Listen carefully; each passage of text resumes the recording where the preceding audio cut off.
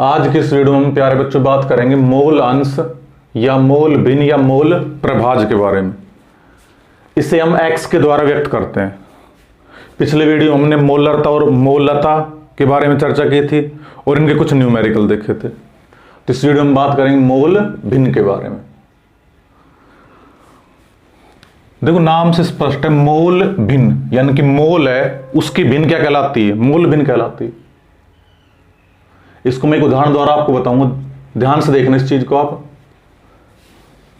एक विलयन है, उसमें दो अवयव ए और बी उपस्थित है। एक विलयन है, उसमें दो अवयव ए और बी उपस्थित है। तो जो हमारा ए है उसकी जो मोल संख्या है उसको हमने क्या मान लिया? n। और b की मोल संख्या को NB। मोल संख्या को हम n के द्वारा व्यक्त करते हैं। a की मोल संख्या Na, b की मोल संख्या NB। ऐसे ही हम बात करते हैं मोल भिन्न की। मोल भिन्न, तो a की मोल भिन्न को हमने मान लिया XA और b की मोल भिन्न को मान लिया XB। अब हमसे ये पूछा गया है कि x से निकालना है हमको। देखो x से कैसे निकालेंगे? x से क्या पढ़ेंगे? एक की मोल भिन्न। x मतलब मोल भिन्न किसकी? एक की। तो एक की मोल भिन्न, तो x से बराबर हम कैसे निकाल सकते हैं? जिसकी भी हमको मोल भिन्न निकालनी है, जिसकी भी हमको मोल भिन्न निकालनी है उसकी मोल संख्या को तो हम ऊपर रखेंगे। तो ए की मोल संख्या क्या है हमारी? Na। तो इसकी मोल संख्या को तो मैंने ऊपर रख दिया Na को। बटे आ जाएगा विलयन की कुल मोल संख्या। तो कुल मोल संख्या हमारी कितनी है? Na plus Nb। तो नीचे आ जाएगा Na प्लस में Nb। देखो यहीं से हमारी मोल भिन्न की परिभाषा निकल आएगी। तो मोल भिन्न क्या होती है? विलयन में किसी अवयव की मोल संख्या, मान लो ए अवयव है, इसकी मोल संख्या तथा विलयन की कुल मोल संख्या का जो अनुपात है वो मोल भिन्न कहलाता है। दोबारा सुनना ध्यान से। विलयन में किसी अवयव की मोल संख्या, तो ऊपर हमने एक अवयव ए था जिसकी हमको मोल भिन्न निकालनी थी, उसकी मोल संख्या ले ली हमने। और विलयन की कुल मोल संख्या, तो कुल में दो अवयव है ए और बी, तो दोनों आ जाएंगे। अगर तीन होते तीन भी आ जाते। तो किसी अवयव की मोल संख्या और विलयन की कुल मोल संख्या का जो अनुपात है वो मोल भिन्न कहलाता है। ऐसे मान लो हमको निकालना है XB। तो XB कैसे निकालेंगे? तो यहां आ जाएगा हमारा, अब B है, इसकी मोल संख्या क्या है? NB। तो NB ऊपर आ जाएगा और बटे क्या आ जाएगा? Na प्लस में NB। ये हमारी समीकरण 1 हो गई, ये समीकरण 2 हो गई। अब देखो इन समीकरण 1 और 2 का हम उपयोग कब करेंगे? तो जब किसी प्रश्न में हमको मोल संख्या दी होगी तब हम इस समीकरण 1 और 2 है उसके द्वारा उसकी मोल भिन्न निकाल सकते हैं। मान लो हमको ये प्रश्न दे दिया, किसी विलयन में A की मोल संख्या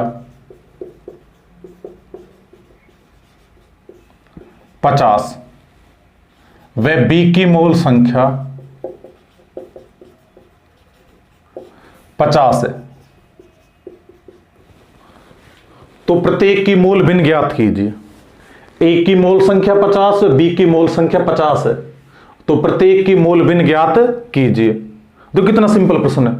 पहले हमको तो हमसे पूछा है A, XA व XB ज्ञात करो।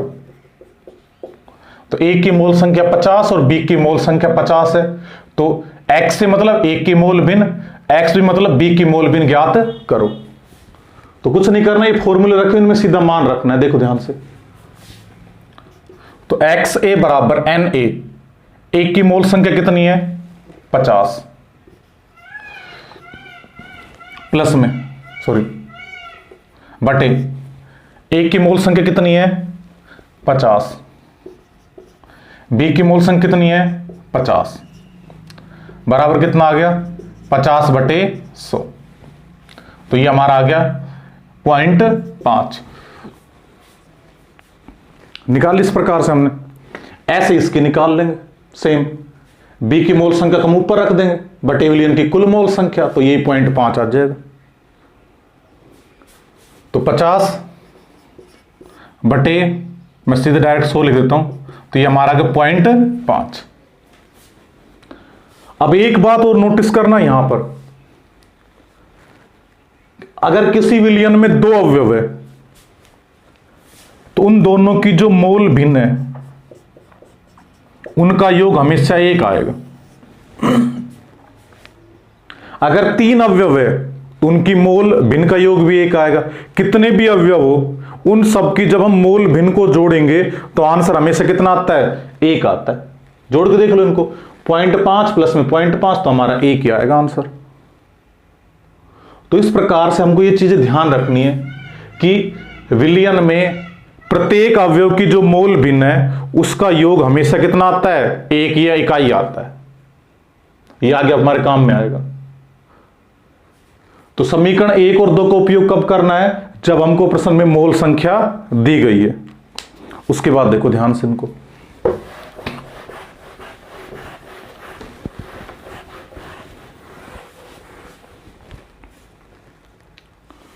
उसके बाद अब मोल संख्या हम कैसे निकालते हैं, एन ए कैसे निकालेंगे। तो एन ए निकालने का तरीका हमारा क्या है, देखो एन ए, तो एन ए बराबर क्या होता है WA/में M। एन ए क्या है, एक की मोल संख्या, एक की मोल संख्या। तो एक की मोल संख्या हम कैसे निकालेंगे, एक की मात्रा बटे एक का अणुभार। मोल संख्या से तो निकालते मात्रा बटे अणुभार। तो एन ए की वैल्यू कैसे रखेंगे, एक की मात्रा बटे एक का अणुभार। ऐसे नीचे दोबारा फिर क्या लिखा हुआ है एन ए, तो एन ए क्या आ जाएगा, एक की मात्रा WA और एक का अणुभार प्लस में। ऐसे एन बी में क्या आ जाएगा, बी की मात्रा, तो बी की मात्रा क्या आ जाएगी WB अपॉन में MB। ऐसे इसमें मान रख लेते हैं हम, तो x से बराबर हमारा ये आ गया। ऐसे x भी है बराबर, अब NB का मान रख दें हम। NB का मान क्या है, NB मतलब B की मोल संख्या, तो B की मात्रा WB अपॉन में MB बटे क्या आ जाएगा WA MA प्लस में WB MB। देखो गांव में पढ़ाई का अपना एक आनंद होता है। आप साथ में देखो मोर की आवाज भी सुन रहे हो, तो पढ़ाई के साथ साथ हमारा मनोरंजन भी हो रहा है। तो x से x भी बराबर ही आ गया हमारा। तो ये हमारी समीकरण आ गई 3, ये समीकरण आ गई हमारी 4। तो इस प्रकार से हमने समीकरण 1 से समीकरण 3 प्राप्त की और समीकरण 2 से समीकरण 4 प्राप्त की। अब समीकरण 3 और 4 का हम उपयोग कब करते हैं, तो समीकरण 1 और 2 का उपयोग तो हम तब करते थे जब हमको प्रश्न में मोल संख्या दी जाती थी, जब प्रश्न में हमको मोल संख्या दी जाती थी। और समीकरण 3 और 4 का उपयोग कब करना है, जब हमको प्रश्न में मात्रा दी जाती है। क्या दी जाती है, मात्रा दी जाती है।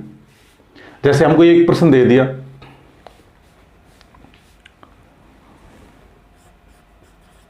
एक विलियन में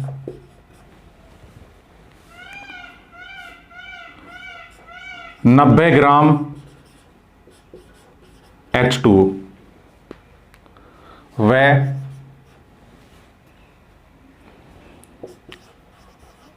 10 ग्राम NaOH उपस्थित है।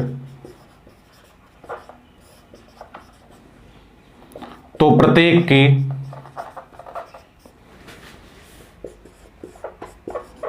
मोल भिन्न ज्ञात करो।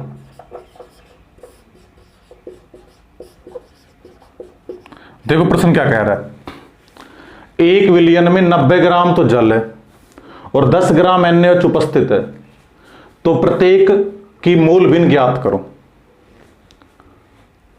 तो अब इसमें हमको मात्रा दे रखी है, तो हमने जल है H2, इसको तो मैं A मान लेता हूं, और NaOH को मैंने क्या मान लिया, B मान लिया। ठीक है, तो जहां A है वहां पर तो H2 लिख दूंगा, जहां B है वहां पर क्या लिख देंगे, NaOH। तो देखो ध्यान से इसको किस प्रकार सोल्व करेंगे हम।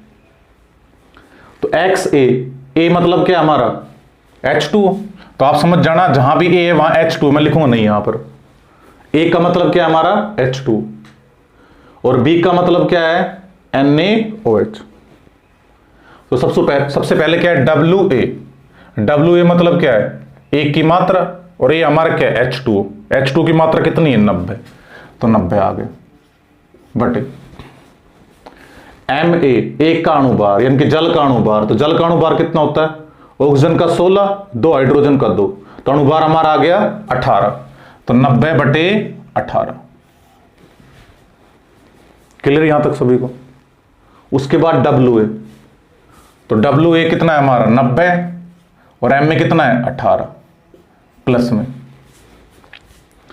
WB मतलब B की मात्रा, तो B NaOH है, इसकी मात्रा कितनी हमारी 10 बटे B का अणुभार।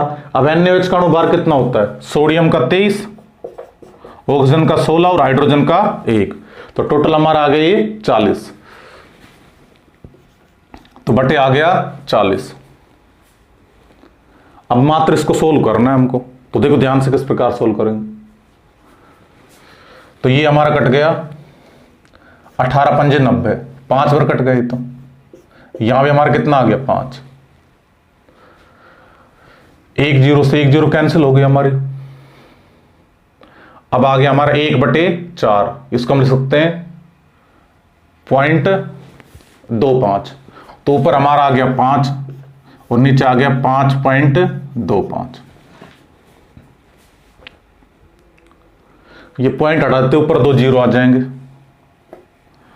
तो ऊपर तो हमारा आ गया 500, नीचे आ गया 525, तो 500 है उसमें 525 का भाग लगाना है, तो पॉइंट लगाई और 1 0 लगा दे यहां पर, तो अप्रोक्स 9 बार चला जाएगा भाग, तो 525 इंटू 9, तो ये हो गया 9 पंजे 35, 5 आ गया, 3 18 और 3 21, 1 आ गया, यहां 2, 35 और 2 37, सॉरी 45 और 2 47, दोबारा देखो सॉरी गलती हो गई यहां पर, 9 पंजे 45 का 5 का हासिल, यहां पर 4 आएगा हमारे, और 9 दूनी 18, 18 और 4 22, यहां 2 आ गया, यहां 2 आया, 9 पंजे 35, सॉरी 9 पंजे 45 और 2 47, तो ये हमारा आ गया 47 25।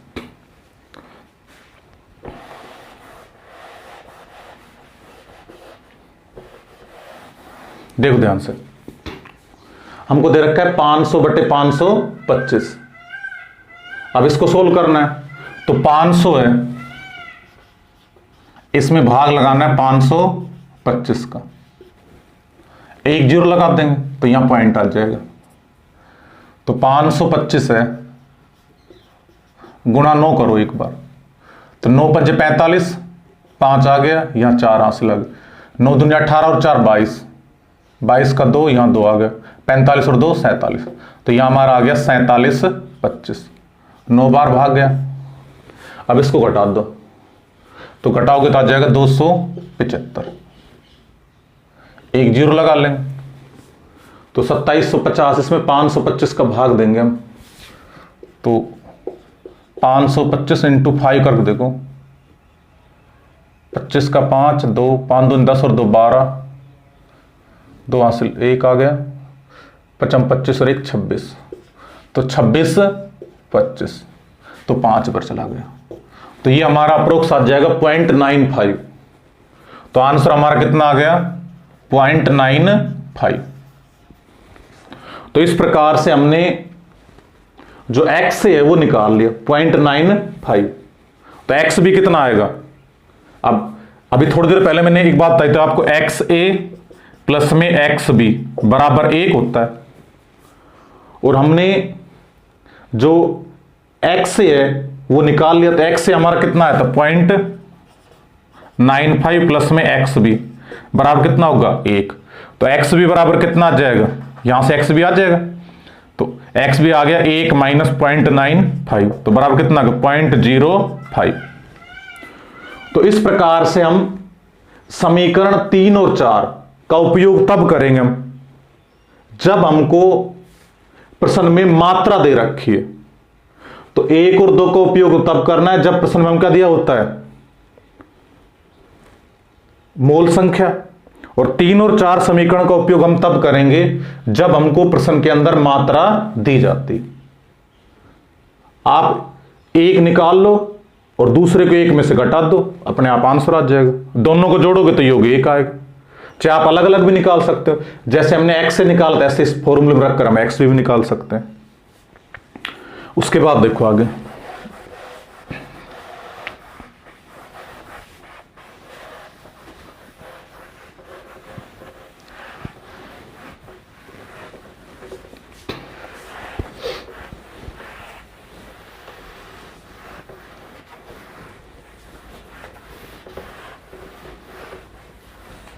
उसके बाद हम समीकरण 3 और 4 इन दोनों को हम जोड़ देते हैं। तो समीकरण 3 प्लस 4 यानी कि समीकरण 3 और 4 को हम जोड़ते हैं। तो देखो हम, तो यहां इधर क्या दे रखा है, x प्लस में x b बराबर, अब समीकरण 3 हमारी ये रही WA अपॉन में M में बटे क्या जाएगा WA अपॉन में M में प्लस में WB अपॉन में MB प्लस में, इस समीकरण को और लिख दो WB अपॉन में MB, नीचे आगे WA अपॉन में M में प्लस में WB अपॉन में MB। उसके बाद देखो ध्यान से, XA बराबर, अब देखो यहां दोनों में सेम संख्या का भाग लग रहा है, इसमें और इस पद में, तो ये हमारा कॉमन आ जाएगा। तो ऊपर क्या है WA अपॉन में M में बटे क्या आ गया WA अपॉन में M में प्लस में WB अपॉन में MB, और ऊपर क्या है प्लस WB अपॉन में MB। तो ये हमारा आ गया XA प्लस में XB बराबर, XA प्लस में XB बराबर।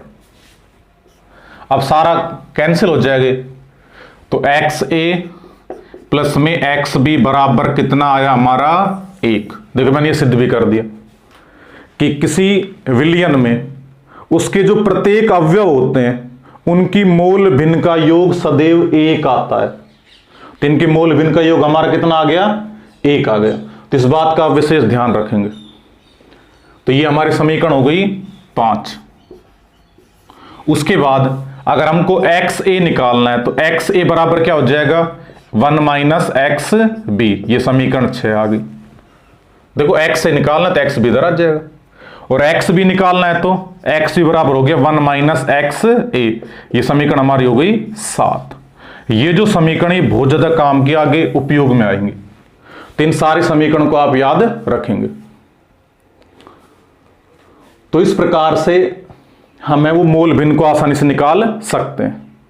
यहां एक बात बहुत इंपॉर्टेंट और है, देखो XA प्लस में XB बराबर कितना है हमारा 1, सब कुछ कट गया था।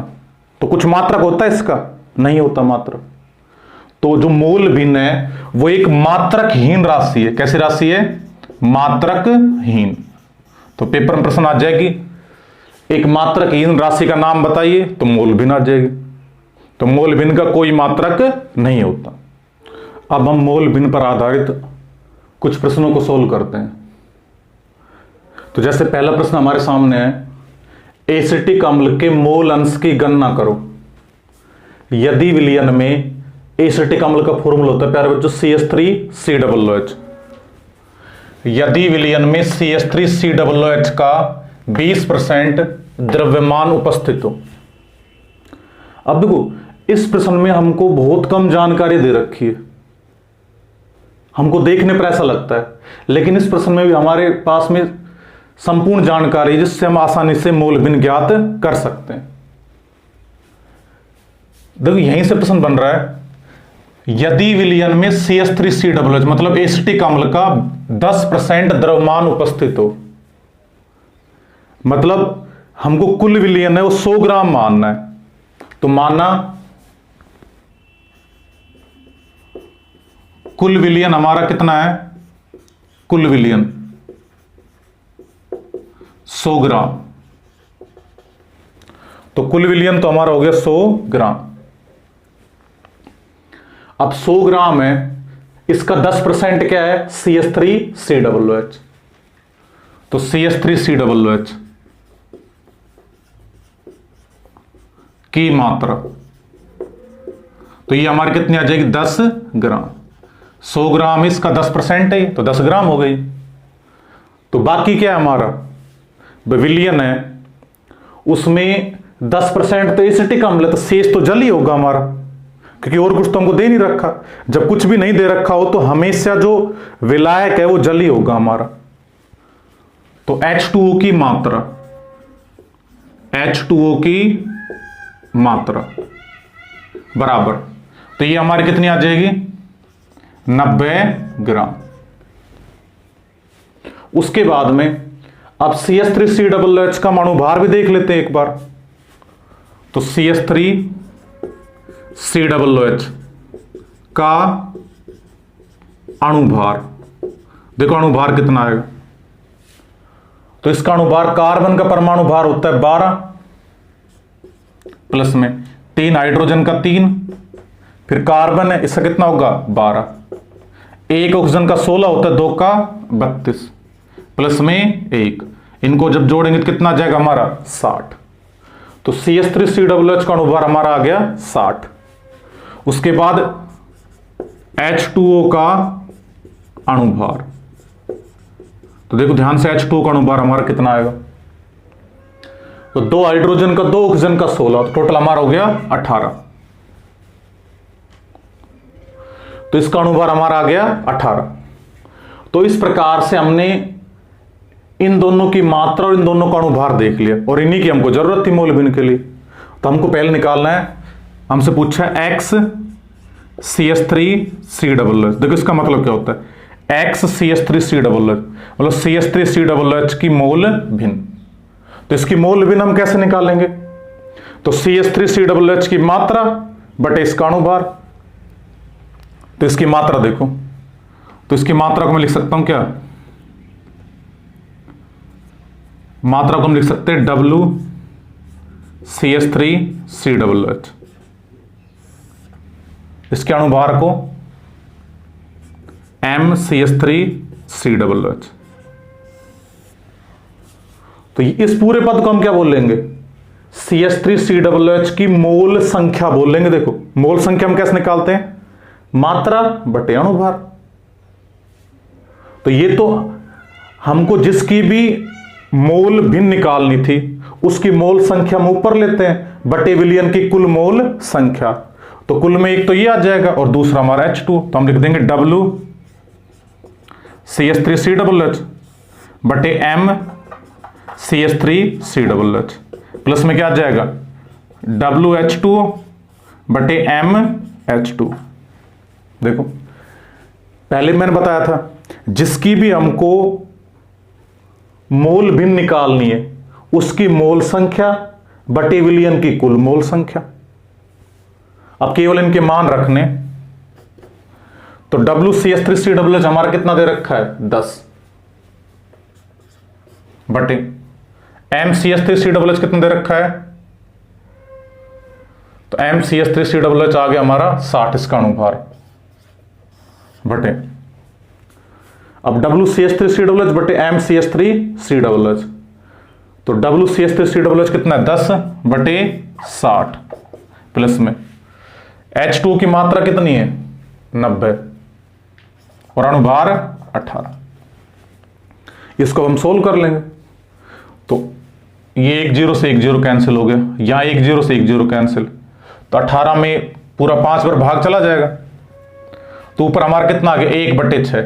अच्छा 1 बटे 6 को और वैसे सोल्व कर लेते हैं, 1 बटे 6, तो 6 का 1 में भाग दिया नहीं जाएगा, पॉइंट लगा, यहां 0 आ गया, 6 1 बार भाग गया, 4 यहां 0, 36 6 बार, उसके बाद देखो 4 यहां 0 आ गया, फिर तो 1.66 आ गया, तो ऊपर तो हमारा कितना आ गया 1.66 और नीचे क्या आ जाएगा 1 बटे 6 को हम लिख सकते हैं, सॉरी 0.166, 1 बटे 6 को हम लिख सकते हैं 0.166 प्लस में 5, तो ऊपर तो हमारा आ गया 0.166 और नीचे आ गया 5.166, पॉइंट हटा दो,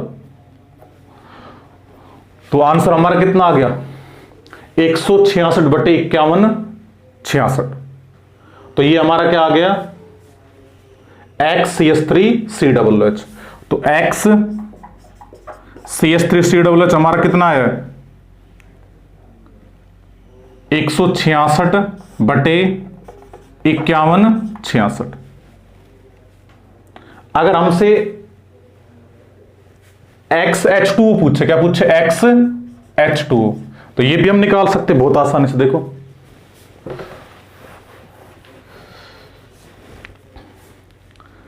एक तरीका क्या हमारा,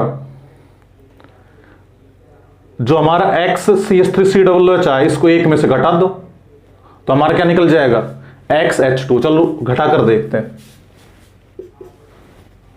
तो 1 माइनस कितना कर दिया हमने 166 बटे 51 66, इसमें से घटा दिया हमने, तो ये हमारा कितना आ जाएगा, तो ऊपर हमारा कितना आ गया 5000 और नीचे आ गया 51 66, ये आंसर आया हमारा, देखो 51 66 है, इसमें से 166 घटा दो तो 5000 बचा और नीचे 51 66, तो ये हमारा आ गया XH2। अच्छा इस फॉर्मूले से निकाल कर देखें हम एक बार, क्या हमारा आंसर सही आ रहा है या नहीं आ रहा है, XH2O बराबर, तो हमने क्या किया इसकी मात्रा ली, तो H2 की मात्रा कितनी है 90 बटे इसका अणुभार 18, 90 बटे 18 प्लस में, उसके बाद एस्टिक अम्ल की मात्रा कितनी है 10 और अणुभार 60, तो 18 पंज 90, ऊपर आ गया 5 और नीचे कितना आ गया 5.166, ये पॉइंट हटा देंगे तो ऊपर कितने जीरो आ जाएंगे 3 जीरो, तो देखो सेम आंसर आ रहा है हमारा। और अगर इसको आप और इसको जोड़ोगे दोनों का आंसर भी क्या आएगा, देख लो आंसर आप चेक भी कर सकते हो, 166 बटे कितना है तो 51 66 प्लस कितना करना है हमको 5000 बटे 51 66, तो ऊपर कितना आ गया 51 66 और नीचे क्या आ गया 51 66, तो बराबर कितना आ गया 1। तो इसका मतलब हम इस प्रश्न को बिल्कुल सही कर रहे हैं। तो इस प्रकार से हमको अगर प्रश्न है उसमें कुछ नहीं दे रखा हो, केवल ये दे रखा है कि विलयन में CH3COOH का 10% या 20% या 50% द्रव्यमान उपस्थित है, तो कुल विलयन हमको कितना मानना है 100 ग्राम मान करके करना है, इस बात का हमको बिल्कुल ध्यान रखना है। उसके बाद एक बहुत इंपॉर्टेंट प्रश्न और बनता है, इसको और ध्यान से देखना।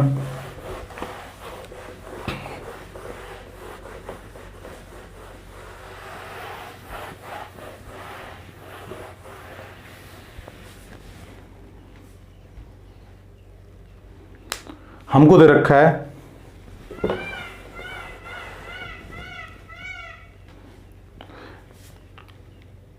20% जलीय, W/W यूरिया का घनत्व 1.2 ग्राम पर ml है, तो यूरिया की मोल लता, मोलरता और मोल भिन्न की गणना करो। यानी कि हमको इस प्रश्न में मोल लता, मोलरता और मोल भिन्न तीनों ज्ञात करनी। तो देखो इसको कैसे सोल्व करेंगे। तो सबसे पहले मैं बात करता हूं मोल लता की। मोल लता इस मोल m द्वारा दर्शाते हैं। अच्छा, इसका सीधा मैं फॉर्मूला लिखता हूं। इसका फॉर्मूला क्या होता है? विलय की मात्रा बटे विलय का अणुभार गुणा विलायक का द्रव्यमान, और वो भी किसमें? किलोग्राम में। ये नीचे ग्राम है, तो ग्राम के अंदर 1000 का भाग देंगे, किलोग्राम में चेंज हो जाएगा। तो इस फॉर्मूले द्वारा मोल लता ज्ञात कर सकते हैं। अब हम देखते हैं हमको प्रश्न में क्या क्या चीजें दी गई है। प्रश्न कह रहा है 20% जलीय W/W यूरिया, मतलब अगर कुल विलयन है W/W मतलब द्रव्यमान बटे द्रव्यमान, तो द्रव्यमान प्रतिशत दे रखा है, यानी कि कुल विलयन अगर 100 ग्राम है तो उसका 20% हमारा क्या है? यूरिया। तो हमको क्या मानना है? कुल विलयन हमारा कितना है? माना कुल विलयन बराबर कितना आ गया? 100 ग्राम। देखो फिर से मोर की आवाज आनी शुरू हो गई। माना कुल विलयन हमारा कितना है? 100 ग्राम। अच्छा, इसमें से जो हमारा 20% है वो क्या है? यूरिया। तो यूरिया की मात्रा कितनी हो जाएगी? WB, यानी कि विलय हो गया यूरिया। तो यूरिया की मात्रा कितनी है? 100 का 20% मतलब 20 ग्राम। तो H2O हमारा क्या है? विलायक, जल के अंदर ही तो घुला हुआ है यूरिया। तो इसको मैं क्या दर्शा सकता हूं? WA। तो WA हमारा कितना हो गया? 100 में से 20 घटा दो तो 80 ग्राम। दोबारा सुनना ध्यान से। कुल विलयन हमने 100 ग्राम मानना, इसमें यूरिया की मात्रा कितनी हमारी? 20 ग्राम, क्योंकि 20% है। तो शेष क्या है? जलीय विलयन मतलब जल है, तो जल कितना है? 80 ग्राम। उसके बाद में MB का मतलब क्या है? B हमारा क्या है? विलय, और विलय यहां पर क्या है? यूरिया। M मतलब अणुभार, यूरिया का अणुभार। तो यूरिया का अणुभार क्या होगा? यूरिया का फॉर्मूला होता है NH2CO NH2। ये किसका फॉर्मूला होता है? यूरिया का। तो नाइट्रोजन है, इसका परमाणु भार 14 होता है, 2 हाइड्रोजन का 2, कार्बन का 12, ऑक्सीजन का 16, इस नाइट्रोजन का होता है 14 और 2 हाइड्रोजन का 2। इन सबको जोड़ेंगे कितना आ जाएगा? 60। तो अणुभार हमारा कितना आ गया? 60 ग्राम पर मोल, मतलब 1 मोल का अणुभार कितना होता है? 60 ग्राम होता है। तो MB आ गया। SM क्या निकाल लेंगे? MA। M मतलब अणुभार, A मतलब विलायक, और विलायक हमारा यहां पर क्या है? जल। तो जल का अणुभार, तो जल का अणुभार हमारा कितना आ जाएगा? 18 ग्राम पर मोल। तो ये सारी जानकारी हमने जुटा ली। अब हम इस प्रश्न को सोल्व करते हैं। तो मोल लता ज्ञात करने के लिए हमको WB चाहिए। तो WB कितना है हमारे पास? 20। तो यहां मैंने रख दिया 20 गुणा 1000 बटे MB कितना है? 60 गुणा WA कितना है? 80। देखो ध्यान से, WB 20 इंटू 1000, MB 60, WA 80। सारी वैल्यू रख दी हमने। अब इसको सोल्व कर लेंगे। तो 20 तिया 60, 3 बार कट गया ये हमारा। उसके बाद में 1 0 से 1 0 कैंसिल हो गए। अब ऊपर हमारा कितना बचा है? 100। तो यहां नीचे 8 दे रखा है, तो ऊपर तो हमारा आ गया 100 और नीचे 8 तिया 24। तो 100 है, इसमें 24 का भाग लगा दो आप, तो 96 हो गया। 4 बार भाग गया हमारा, 4 बचा, तो 40 आ गया। पॉइंट लगा यहां पर 24, एक पर भाग गया 16, 1 0 ले लिया हमने, तो कितना आ गया 160। तो 160 में अप्रोक्स 7 पर भाग चला जाएगा, तो हमारा आंसर कितना आ गया 4.17। तो यहां आंसर आ गया 4.17। और मात्रक क्या है ध्यान रखना, मोल लता का मात्रक क्या होता है, मोल केजी इनवर्स। तो इस प्रकार से हमने इसकी निकाल ली मोल लता। तो सबसे पहले हमने बात करी मोल लता की, तो मोल लता हमारी कितनी आ गई 4.17 मोल पर केजी, यहां लिखता हूं मैं। तो इसका आंसर आया हमारा 4.17 मोल पर केजी। अच्छा, दूसरा हमसे क्या पूछा है, मोलरता, कैपिटल एम। देखो मोलरता ज्ञात करने का फॉर्मूला क्या है, विलय की मात्रा बटे विलय का अणुभार और गुणा विलयन का आयतन, और वो भी किस में, लीटर में या एमएल में। इसको लीटर में चेंज करना है तो कितने का भाग लगा देंगे 1000 का, 1000 ऊपर चला जाएगा। तो यहां एमएल में रखेंगे, ये फॉर्मूला अपने आप इसको लीटर में चेंज कर देगा। तो देखो इसमें क्या क्या हमको जानकारी दे रखी है, WB दे रखा है हमको 20, MB 60 इंटू 1000 ऊपर दे रखा है, ऐसा कैसा। अब हमको केवल क्या चाहिए, V क्या है, विलयन का आयतन, केवल विलयन का आयतन चाहिए हमको। कहीं कोई यहां पर आयतन दे रखा है, कुल विलयन 100 ग्राम, ये द्रव्यमान है ना कि आयतन है, और हमको क्या चाहिए, आयतन चाहिए। तो देखो आयतन निकालने के लिए हमारे पास में घनत्व होना चाहिए जो हमको प्रश्न में दे रखा है। तो देखो ध्यान से मैं यही बताता हूं आपको। तो घनत्व बराबर क्या होता है, द्रव्यमान बटे आयतन, इसी को हम बोलते हैं घनत्व। तो घनत्व कैसे निकालते हैं, द्रव्यमान में हम किसका भाग लगा दें, आयतन का, लेकिन हमको क्या चाहिए, आयतन।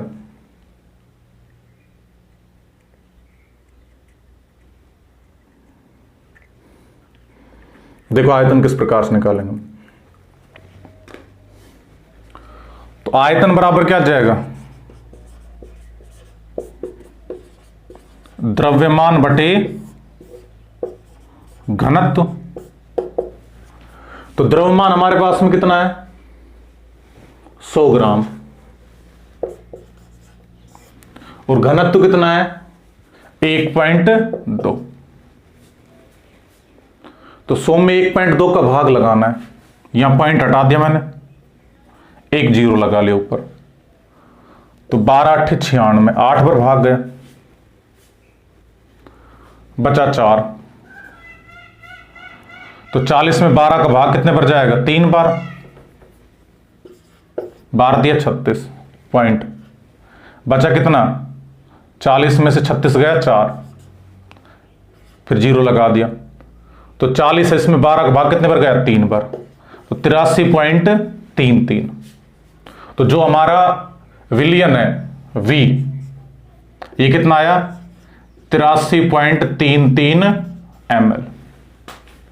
तो ये हमारा आ गया विलयन का आयतन, यही चाहिए था हमको बस। तो अब रख दो मान इसमें, तो यहां हमारा कितना आ जाएगा 80 गुणा 83.3 लिख दो, कोई दिक्कत नहीं।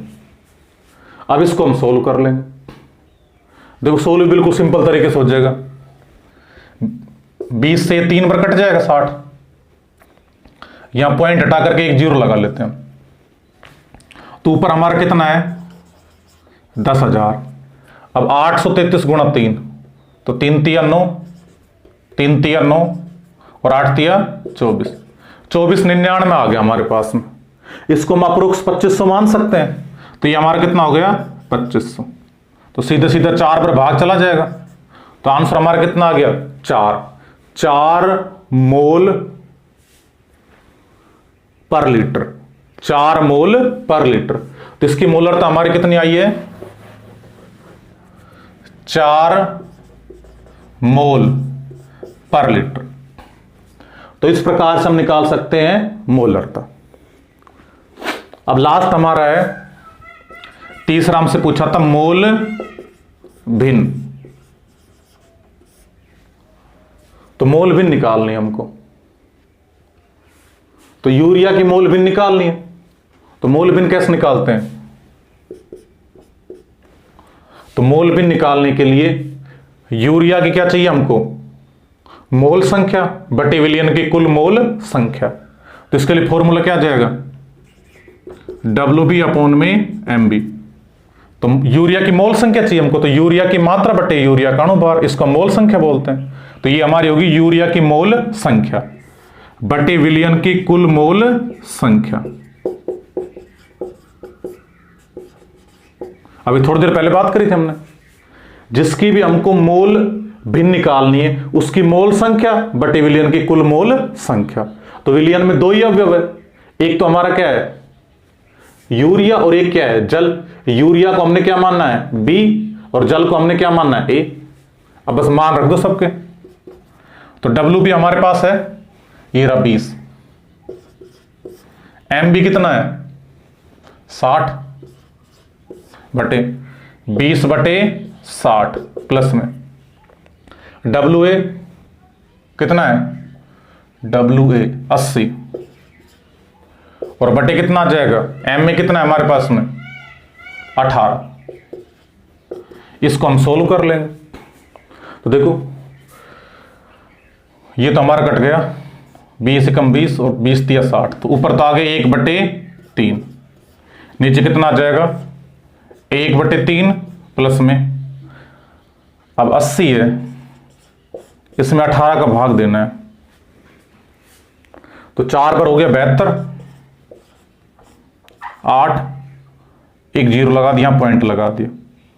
तो 4 पर गया हमारा, फिर 4 पर, तो 4.4 आ गया हमारे पास में। तो प्लस कितना आ गया? 4.4। अच्छा, 1/3 को मैं लिख सकता हूं, 1 में 3 का भाग देंगे तो 0.33 आएगा। तो ऊपर हमारा आ गया 0.33 और नीचे 4.4 है, इसमें मैं 1/3 लिख सकता हूं 0.33। तो 4.4 और 0.33, तो ये 3 आ गया, 7 और 4, तो ये हमारा आ गया 4.73। तो 0.33 है, इसमें 4.73 का भाग देते हैं हम। तो यहां से ये हटा देते हैं, यहां से ये, तो 33 इसमें कितने का भाग लगाना हमको? 473 का। तो 1 0 लगा दिया हमने। देखो 33 में भाग लगाना है 473 का, पॉइंट लगा करके हमने 1 0 लगा दिया। अब भी नहीं जा रहा तो 1 0 और बढ़ा दिया, यहां 0 आ गया। 3300 में 473 का भाग लग देना, अप्रोक्स 7 बार चला जाएगा हमारा। तो आंसर कितना आ जाएगा? 0.07। तो ये हमारी आ गई क्या? यूरिया की मोल भिन्न। और जल की निकालनी हो तो इसको 1 में से आप घटा दो तो जल की निकल आएगी। तो इस प्रकार से हम इन प्रश्नों को बहुत आसानी से सोल्व कर सकते हैं। तो मोलरता, मोललता, मोल भिन्न, इन तीनों के फॉर्मूले आगे भी काम में आएंगे। चाहिए दोनों तरीके से याद रखना, शॉर्ट वाले फॉर्मूले भी याद रखना। तो इस प्रकार से हम सांद्रता पर आधारित सभी प्रकार के जो प्रश्न है जो हमारे आरबीएससी बोर्ड में पूछे जाते हैं वो सोल्व कर सकते हैं। अगला जो हमारा वीडियो होगा उसमें हम बात करेंगे जो गैस है उसकी द्रव में विलेयता की। तो वीडियो देखने के लिए आप सभी बच्चों का धन्यवाद।